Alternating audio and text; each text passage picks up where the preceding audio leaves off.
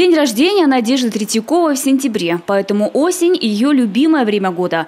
По словам девушки, это романтичная и красочная пора с особенными смолистыми ароматами и леденяще бодрящим воздухом.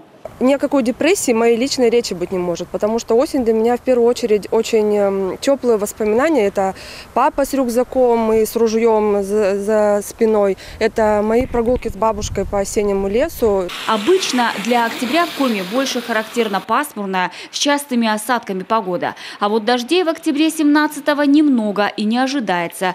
Жители региона будут радоваться сухой и теплой погоде. Если проанализировать последние годы, то холодный октябрь был в 2013 году, в 2014 и в 2015. Это, знаете, ранний приход зимы. Если в 2015 году в это время уже снег наблюдался и температура ниже нулевой отметки, то в прошлом году, вот как и в этом году, погода была более устойчивой.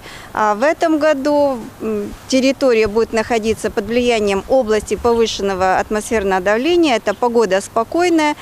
После дождливого и прохладного лета такой октябрь просто подарок, поэтому зря время никто не теряет. После уборки урожая есть время заняться благоустройством дворов, выравниванием дорог. А на столичных дачных обществах, например, как грибы растут постройки. Это новые дома и хозяйственные строения.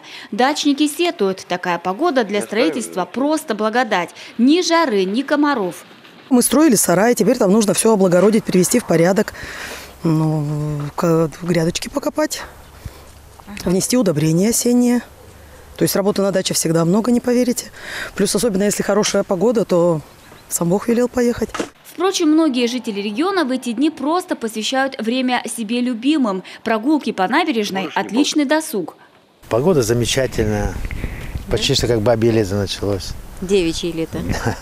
Прогуливаться можно, приятно. Погода радует.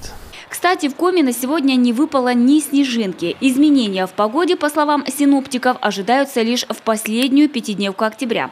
Но тогда зима пока тоже не придет. Раннего появления снега и первичных ледовых форм на реках не ожидается. На севере реки Мизень, Печора, Ижма, Уса покроются льдом на 5-7, а то и на 10 дней позже обычного. Впрочем, это в тренде аномального сезона. Ведь практически все биологические процессы этим летом тоже стартовали значительно позже, чем в прежние годы. Анастасия Тюрина, Василий Янин, телеканал Юрган.